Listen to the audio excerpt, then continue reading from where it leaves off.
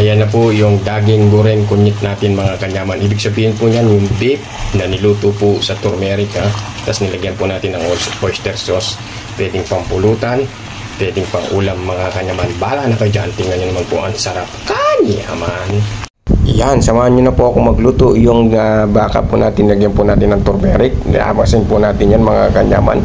Yung turmeric po at saka yung baka, yan mga kanyaman. Siguro din lang po malinis ang ating kamay. Yan, nilagyan ko na po ng tubig at papakuluin at papalambutin na po natin.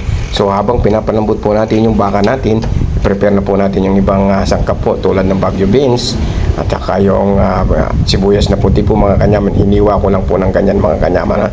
Yung 4 na pirasong hiwa lang po para ganyan po yung hiwa niya, medyo malaki-laking konti. Masarap po kasi yan mga kanyaman, manamis na pinch po yung lasa. Ayan, yung patatas po at nagigisa na po natin yung bawang sibuyas natin.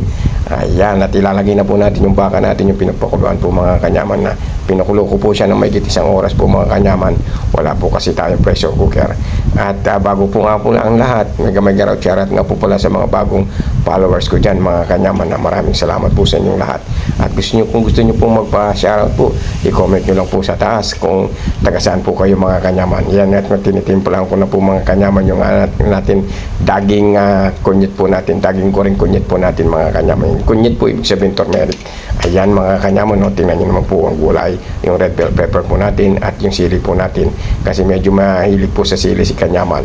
Ayan na po mga kanyaman, naamoy na po ni Marites sigurado yan mga kanyaman. Ang bango po ng amoy po mga kanyaman. Nilagyan ko po ng turmeric down po. Kung wala naman po kayo dyan, pwede naman po na wala po.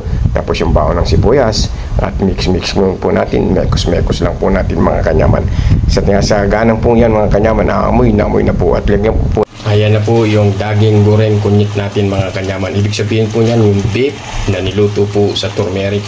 Tapos nilagyan po natin ng oyster sauce.